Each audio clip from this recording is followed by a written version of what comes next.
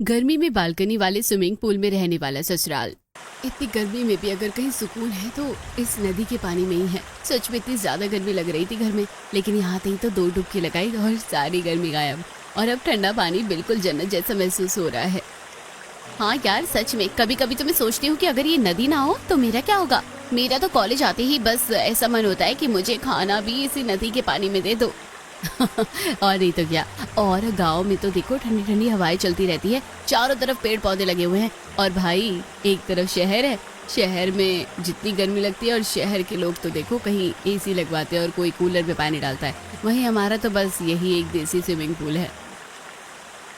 दोनों सहेलियां नदी के पानी में डुबकी लगा रही हैं और आपस में बातें करती हैं। ऐसे ही थोड़ी देर तक नदी में नहाने के बाद ये दोनों अपने अपने घर आ जाती हैं। घर आकर कोमल कपड़े बदलती है, फिर अपने कमरे में जाकर फोन चेक करती है। अरे यार शिट, हिमानी की 10 मिस कॉल। ऐसा कौन सा जरूरी काम आ गया? इतनी परेशान। कोमल हिमानी को फोन करती है। शुक्रिया यार तूने कॉल कर लिया, वैसे कहाँ भूल गई थी फोन रख के। मैं कब से फोन कर रही हूँ तुझे। यार मैं नदी में नहाने के लिए जा रही थी और फोन घर पर रखा हुआ था। तू बता इतनी कॉल क्यों की? सब ठीक तो है ना? हाँ यार सब ठीक है, बस यही असाइनमेंट के बारे में पूछना था। जब तूने फोन नहीं उठाया तो मैंने गौरव से पूछ लिया। अब हो गया मेरा काम। अच्छा चल ठीक है, हो गया ना, अच्छी बात है। भाई नदी में नहाकर मुझे थोड़ा ना सुकून मिल गया, वरना सच में बहुत गर्मी हो रही थी। एसी लगवा लो, गर्मी में रहना ही क्यों है, फिर नदी में नहीं नहाना पड़ेगा। ना भाई ना, एसी लगा लो चाहे कूलर लगा लो, लेकिन नदी में नहाकर जो सुकून मिलता है वो कहीं नहीं है। और फिर तुम शहर वाले क्या जानो नदी में नहाने का मजा। ऐसी बात नहीं है, शहर में भी अच्छे अच्छे स्विमिंग पूल है। स्विमिंग पूल में नहाकर देखना कभी, ठंडा ठंडा ताजा पानी बहुत अच्छा लगता है। ना ना भाई, मुझे तो स्विमिंग पूल बिल्कुल भी पसंद नहीं है। क्या पता कौन इसमें टॉयलेट कर देता हो, मुझे तो इससे बहुत घृणा आती है। एक तरफ कोमल अपनी नदी की तारीफ करती है तो दूसरी तरफ हिमानी स्विमिंग पूल की।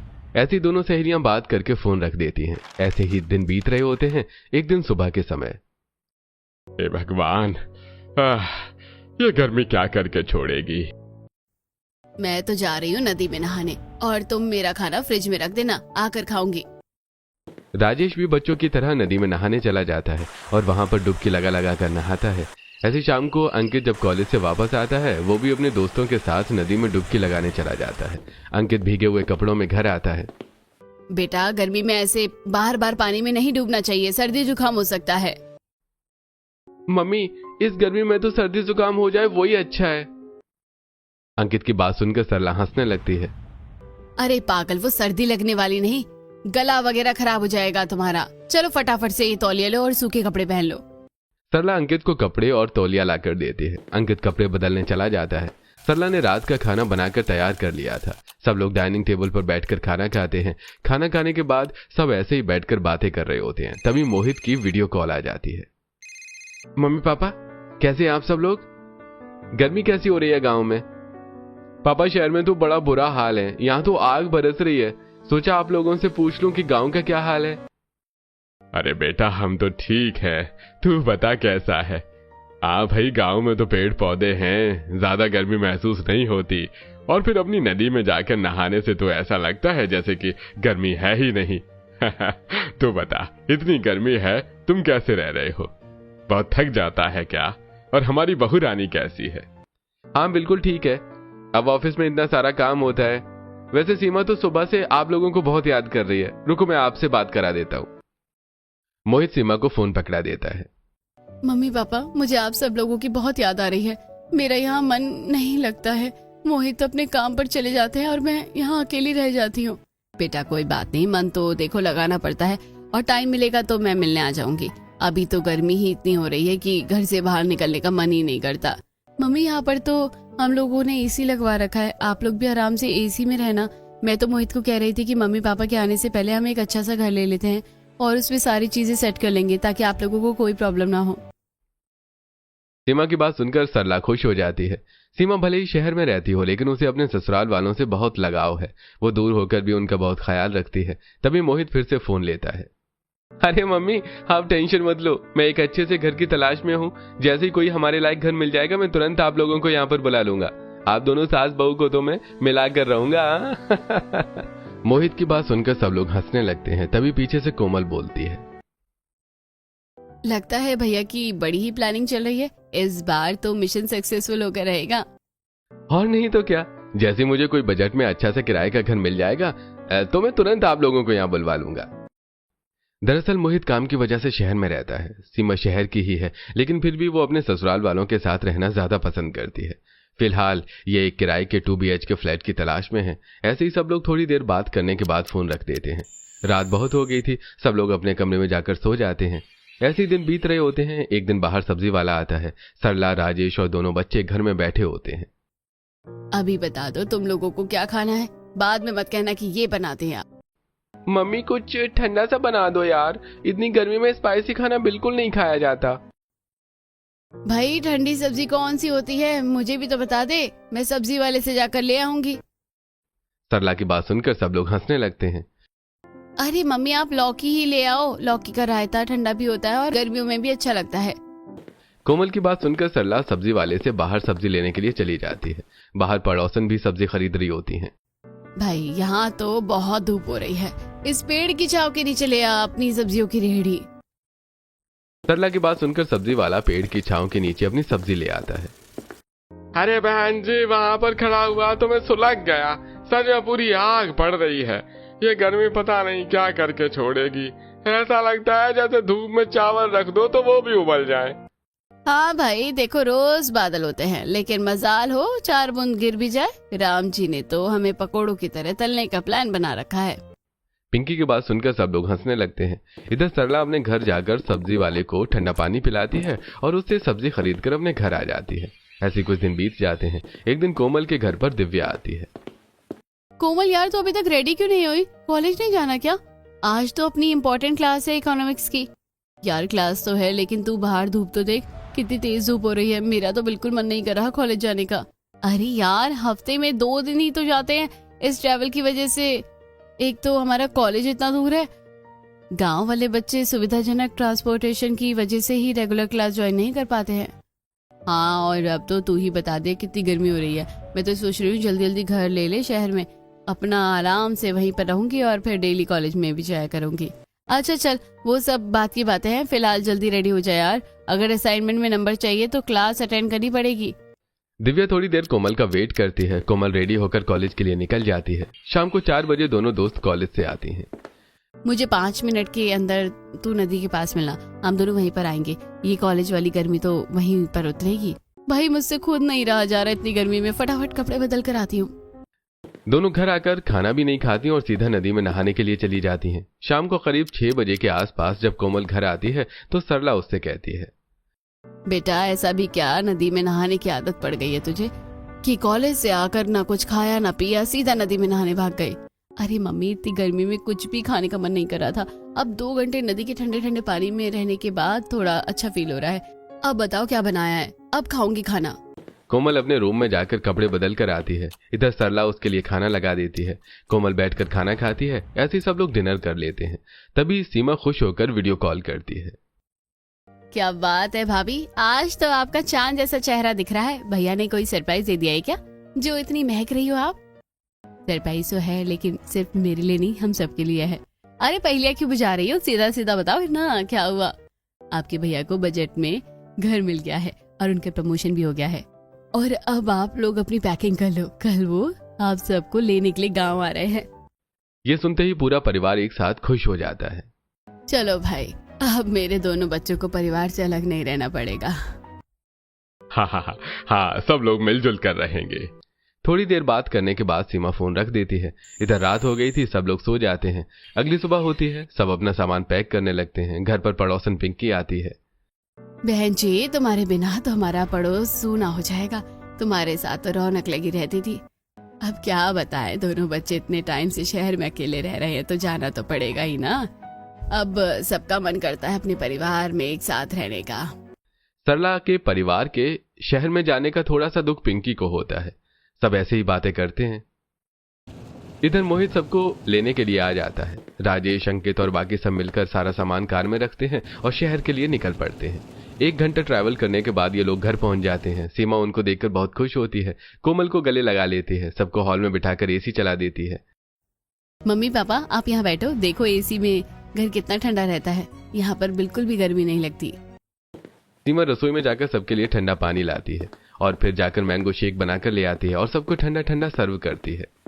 अरे ये आपने बिल्कुल सही किया, मैं तो आपको बोलने ही वाला था कि कुछ ठंडा सा बनाकर पिला दो। सब लोग एक साथ मैंगो शेक को एंजॉय करते हैं, बैठकर आपस में बातें करते हैं। ऐसे ही शाम हो जाती है और शाम के वक्त सीमा कहती है, मम्मी चलो आपको हमारी बालकनी दिखाते हैं। ये देखो नया घर है। तो मैंने भी ज्यादा कुछ नहीं देखा, बस फटाफट सामान अरेंज किया और मोहित आपको लेने के लिए चला गया था। कोई बात नहीं, अब तो हम दोनों भी आ ही गए हैं, तुम और कोमल मिलकर अपना घर सही जमा लेना। दोनों सास बहू बातें करती हैं। पीछे से कोमल भी आ जाती है। चलो भाई, मैं भी अभी आप लोगों के साथ बालकनी में चलती हूँ। देखो तो ठंडी ठंडी हवा चल रही है, लगता है बारिश आने वाली है। बारिश तो नहीं आती, रोज बस ऐसे ही लगता है। ऐसे ही बातें करते हुए तीनों छत पर पहुंच जाती हैं। अरे वाह भाभी, आपकी छत की बालकनी तो बड़ी लंबी चौड़ी है। हाँ भाई, यहाँ पर तो आराम से बैठकर चाय पानी पी सकते हैं और कपड़े भी कितने ही सुखा लो, ये तो फायदा हो जाएगा।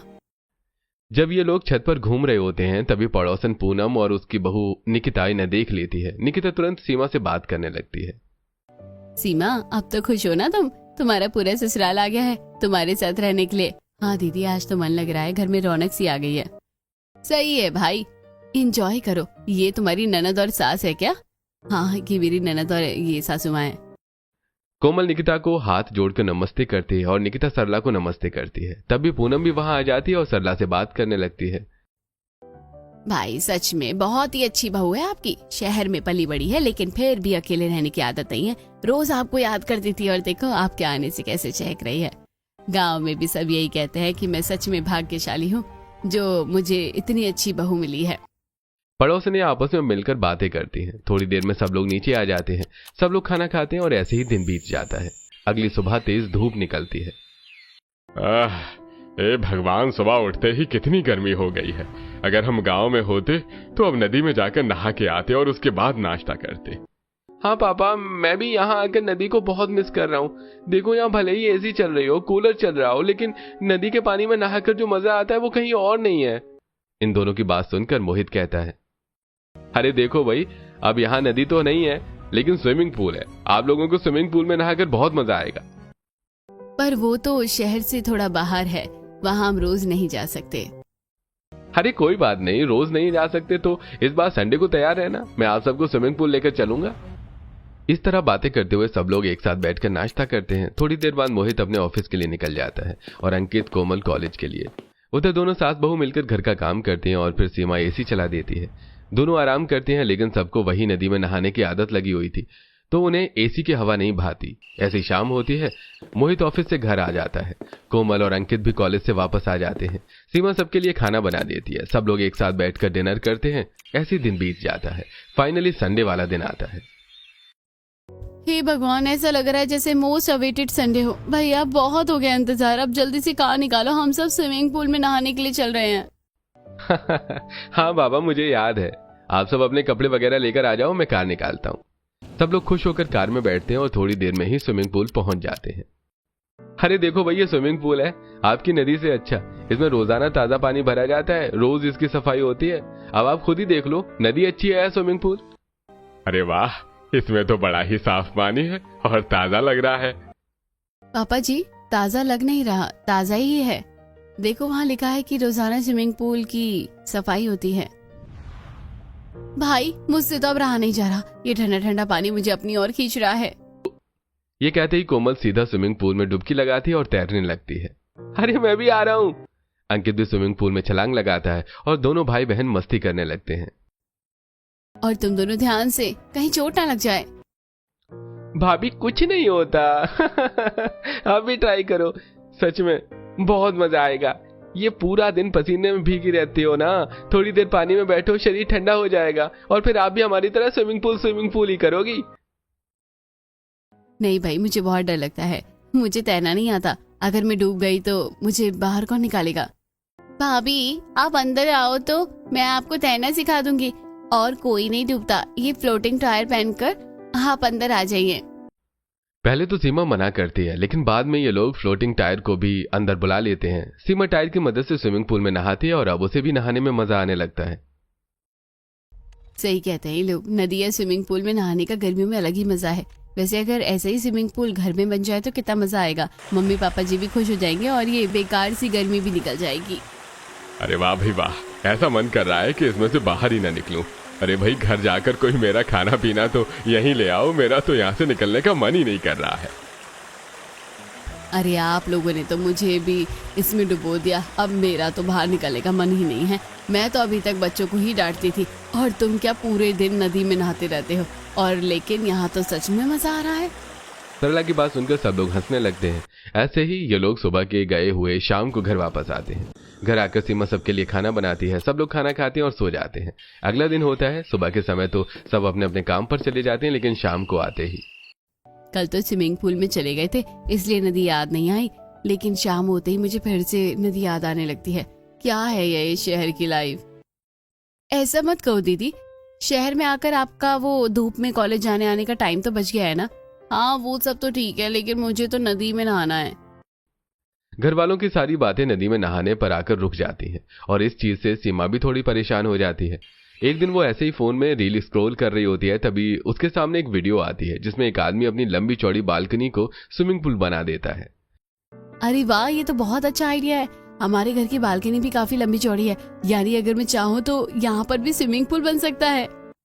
बस फिर क्या था, सीमा को आइडिया मिल गया।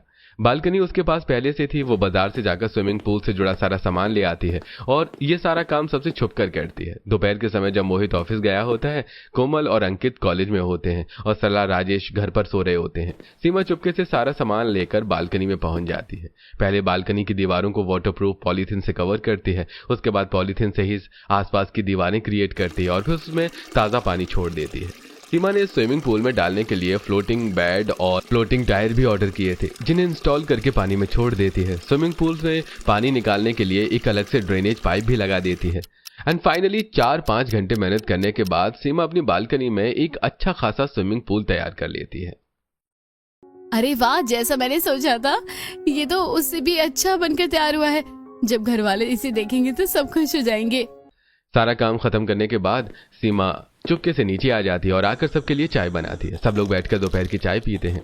शाम को मोहित भी घर आ जाता है। आज वो सबके लिए बाहर से खाना लाया था। जैसे ही सब लोग खाना खाने बैठते हैं तभी कोमल कहती है, इतनी गर्मी में तो ठंडे ठंडे पानी में बैठकर खाना खाने में मजा आएगा। दीदी आप ये खाना बाद में खाना, पहले मेरे साथ चलो। आज मैंने आप सब लोगों के लिए एक सरप्राइज प्लान किया है। कोमल के साथ साथ सीमा सभी घर वालों को अपने साथ छत पर लेकर जाती है। अरे बहू, ऐसा भी क्या काम है जो अभी होगा। पहले खाना तो खा लेने देती, बाद में देख लेते हम तुम्हारा सरप्राइज। कहीं भागे थोड़ी ना जा रहे हैं हम। मम्मी जी आप बस चलो मेरे साथ। जैसे ही सब लोग छत पर जाते हैं तो बालकनी में देखते हैं कि सीमा ने बालकनी को स्विमिंग पूल बना दिया है। उसमें ताज़ा पानी भरा हुआ है। टायर और फ्लोटिंग बेड पानी में तैर रहे हैं। ये सब देखकर सभी घर वाले बहुत खुश हो जाते हैं। अरे वाह भाभी, आपने तो कमाल कर दिया।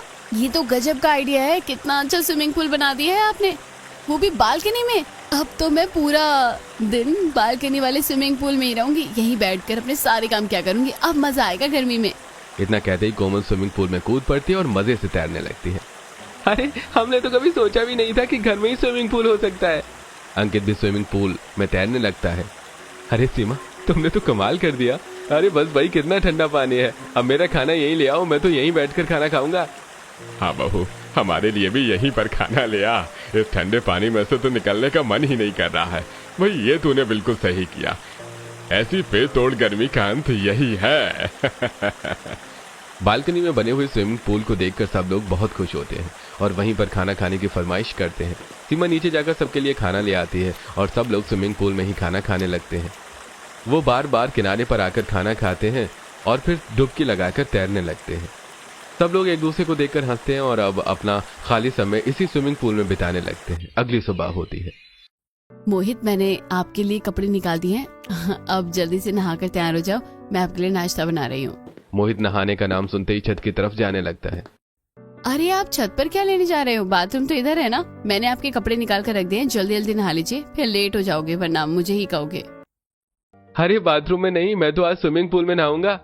मोहित छत पर जाकर स्विमिंग पूल में नहाने लगता है। ये देखकर सीमा को हंसी आ जाती है। सीमा नाश्ता बना लेती है और मोहित को आवाज लगाती है, मोहित जल्दी आ जाओ, आपका नाश्ता तैयार है।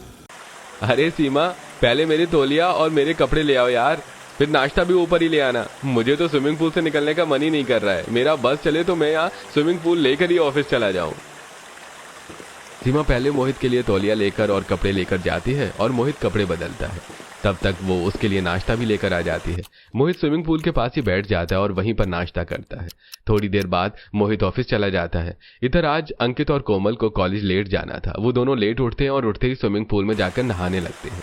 सीमा उन्हें नीचे नाश्ता करने को कहती है, लेकिन वो दोनों भी ऊपर ही नाश्ता मंगवा लेते हैं। सीमा उनके कपड़े धोती है, नाश्ता बनाती है और बार बार छत पर चढ़कर उन्हें देती रहती है।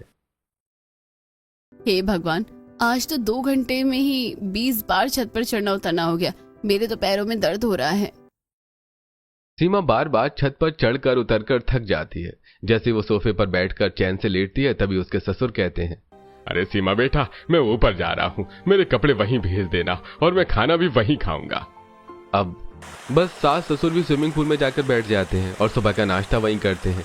यानी ये लोग सुबह का सारा समय मोहित के ऑफिस से जाने से पहले और बच्चों के कॉलेज जाने से पहले सब स्विमिंग पूल में ही बिताते हैं। दोपहर के समय तो ये सब बाहर ही रहते हैं और उस समय धूप भी होती है तो स्विमिंग पूल में कोई नहीं जाता। लेकिन जैसे ही शाम होती है सब लोग वापस आकर सीधे स्विमिंग पूल में ही आकर बैठ जाते हैं। वाह वाह, कितना मजा आ रहा है ठंडे ठंडे पानी में। एक काम करती हूँ, अपना लैपटॉप मंगा लेती हूँ भाभी से, यहीं बैठकर कॉलेज का काम कर लूंगी। कोमल सीमा से कहकर अपना लैपटॉप मंगा लेती है और अपना असाइनमेंट भी फ्लोटिंग टायर में बैठकर करने लगती है। उधर मोहित को भी अब स्विमिंग पूल में काम करने की आदत पड़ गई है। शाम होते ही वो वहीं आ जाता है। अरे सीमा, मेरे लिए एक कप कॉफी ले आओ और मेरा लैपटॉप भी। सीमा नीचे जाकर मोहित का लैपटॉप लेके आती है। मोहित अपना लैपटॉप फ्लोटिंग बेड पर रखकर काम करने लगता है। इन सब के बीच बेचारी सीमा की जिम्मेदारी बढ़ जाती है। मैं तो बहुत थक गई हूँ, बार बार ऊपर नीचे जाना और स्विमिंग पूल का सारा पानी भी निकालना है। ये भी मेरी रोज की ड्यूटी बन गई है। ये सब लोग बैठकर बार बार ऑर्डर देते रहते हैं और मैं ऊपर नीचे भागती रहती हूँ। सीमा अपने स्विमिंग पूल बनाने वाले फैसले से खुद ही परेशान हो जाती है। ऐसे कुछ दिन बीत जाते हैं लेकिन अब सीमा इस काम से पूरी तरह से थक जाती है। एक दिन सीमा ऐसे ही छत पर चढ़ उतर रही होती है कि तभी निकिता की नजर उस पर पड़ती है। मम्मी देखो, इनके ससुराल वालों ने तो बालकनी में ही बने स्विमिंग पूल में ही रहना शुरू कर दिया है।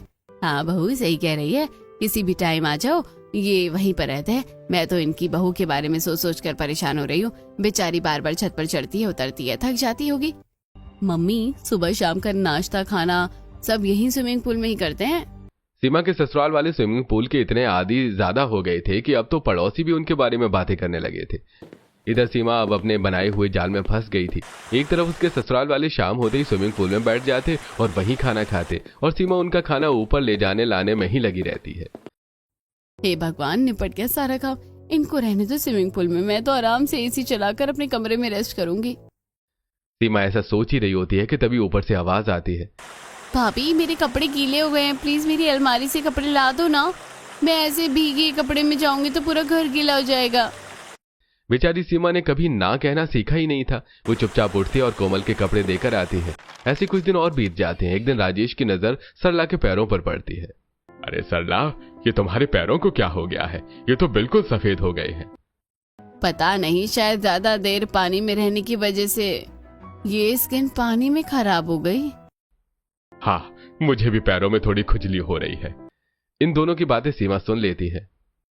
मम्मी पापा, आप ज्यादा देर तक स्विमिंग पूल में मत बैठा करो। देखो आपकी स्किन खराब हो गई है और ज्यादा देर पानी में रहने से बीमारियां भी बढ़ती है, फंगल इन्फेक्शन हो सकता है। अरे बेटा, वो सब तो ठीक है, लेकिन इतनी गर्मी में उसमें बैठकर तो जन्नत आ जाती है। अब कैसे छोड़ दें इसे? और ये सब तो टेम्परेरी चीजें हैं, ठीक हो जाएंगी, तो बेकार में इतना ज्यादा सोच रही है।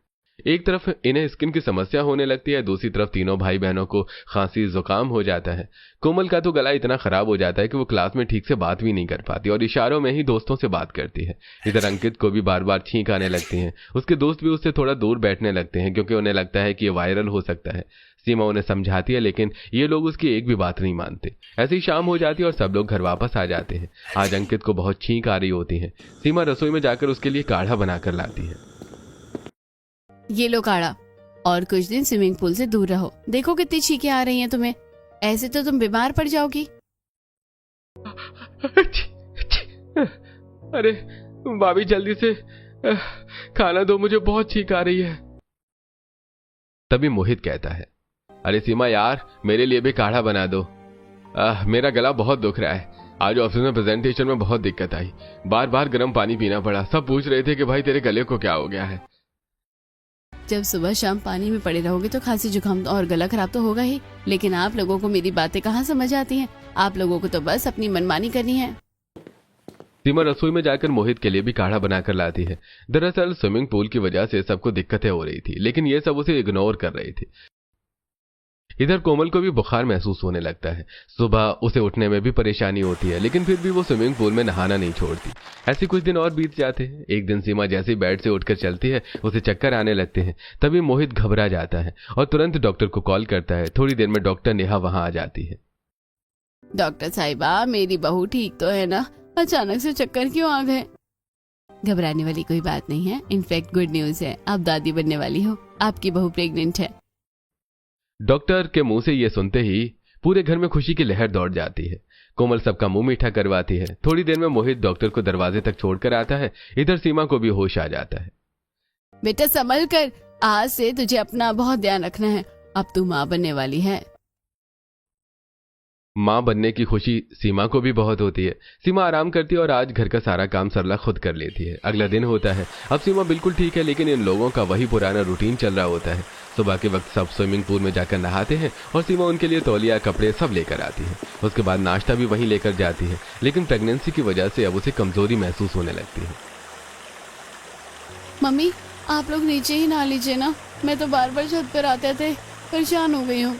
बेटा बाथरूम में तो मुझे बड़ी घुटन सी होती है, और तुम्हारा अटैच बाथरूम तो मुझे बिल्कुल पसंद नहीं है। और फिर मैं तो अपने कपड़े लेकर गई थी। अपनी ननद और देवर को रोक लो। सरला मजाक में बात टाल देती है। ऐसे कुछ दिन और बीत जाते हैं, लेकिन ये लोग अपनी आदत नहीं छोड़ते। एक दिन सीमा गैस पर दूध गर्म कर रही होती है, तभी मोहित आवाज लगाता है। अरे सुनो, मेरा लैपटॉप पकड़ लाना जरा, मुझे बहुत जरूरी काम है और मैं स्विमिंग पूल में हूँ। अगर बाहर आऊंगा तो पूरा गीला हो जाऊंगा। मोहित की बात सुनकर सीमा तुरंत उसके कमरे में जाती है और उसका लैपटॉप लेकर ऊपर चली जाती है।